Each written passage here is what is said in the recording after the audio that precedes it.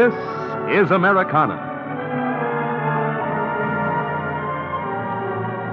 During the 1953-54 season, NBC Chicago's WMAQ and the speech department at Northwestern University jointly broadcast a series of radio essays entitled Americana.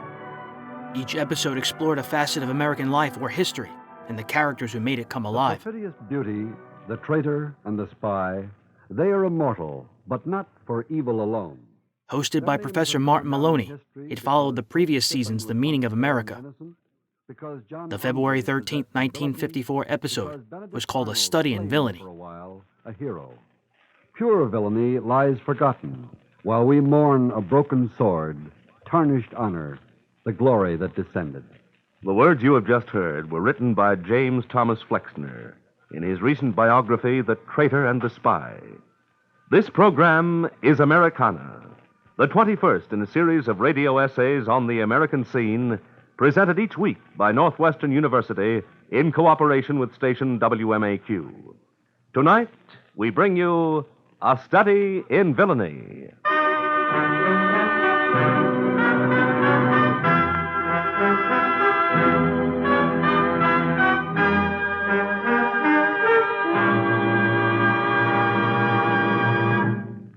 Good evening. I'm Martin Maloney of the School of Speech at Northwestern University.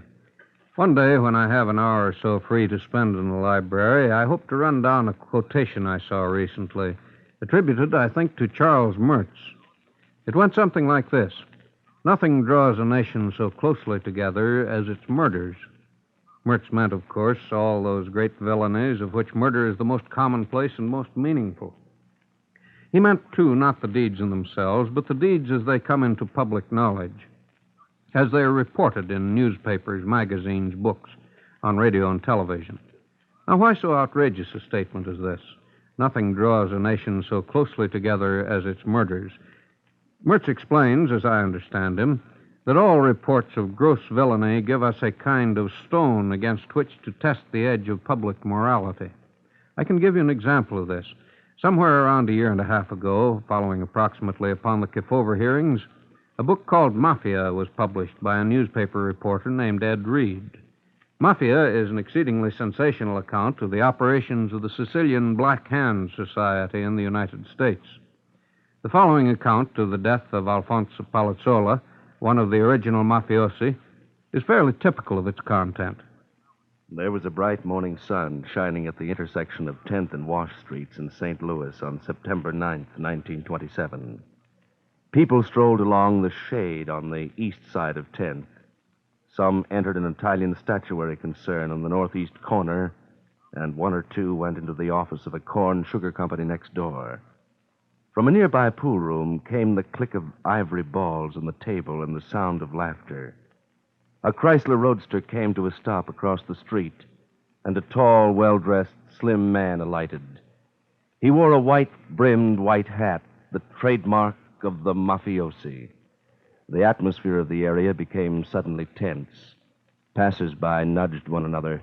One said to a child, "It is Mr. Alphonse. He wears the white hat. You must bow when you speak to him."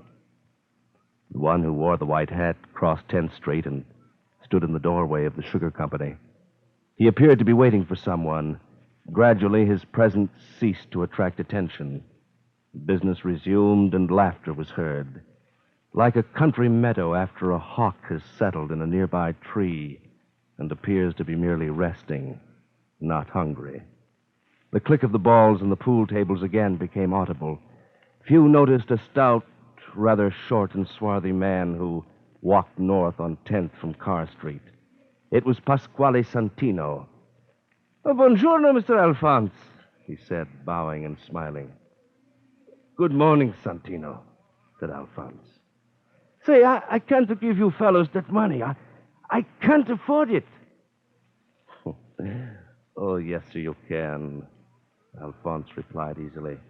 No, I can't.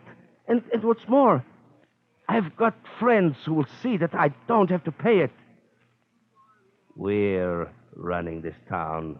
You've got to pay," Alphonse declared. "Well, all right," said Santino meekly. "I'll get the money and I'll I'll bring it to you tomorrow.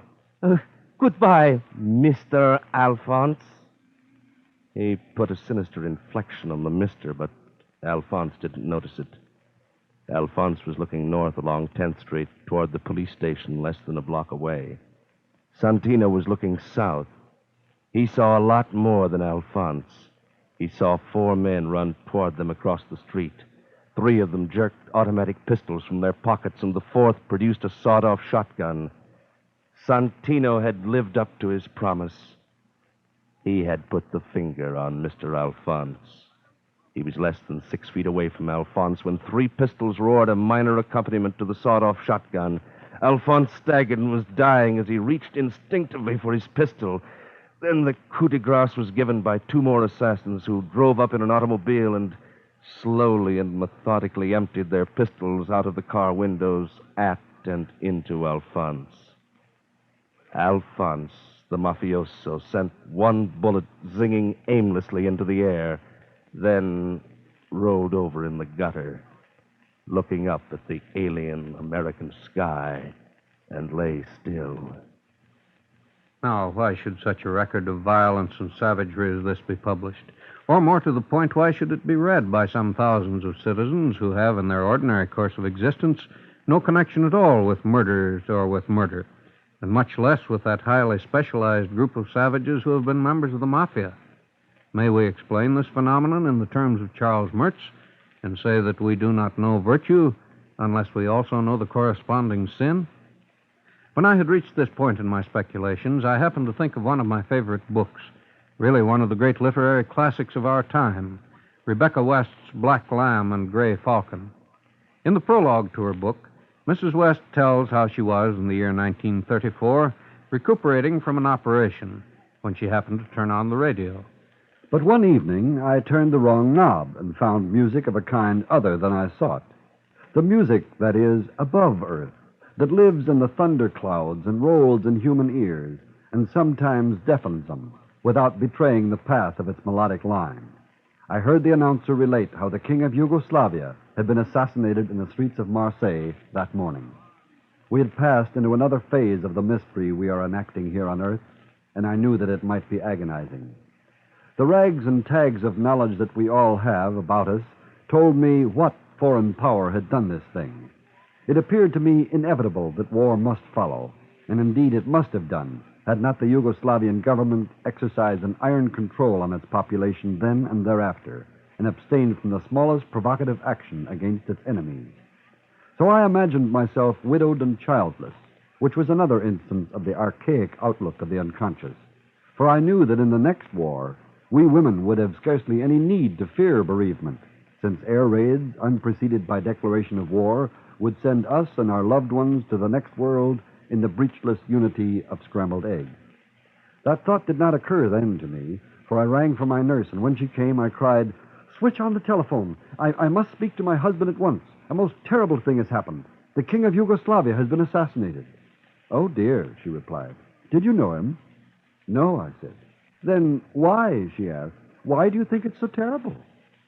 Her question made me remember that the word idiot comes from a Greek root meaning private person. Idiocy is the female defect. Intent on their private lives, women follow their fate through a darkness deep as that cast by malformed cells in the brain. It is no worse than the male defect, which is lunacy. Men are so obsessed by public affairs that they see the world by moonlight, which shows the outlines of every object, but not the details indicative of their nature. I said, "Well, you know, assassinations lead to other things." "Do they?" she asked. "Do they not?" I said. For when I came back to look on it, my life had been punctuated by the slaughter of royalty, by the shouting of newsboys who had run down the streets to tell me that someone had used a lethal weapon to turn over a new leaf in the book of history.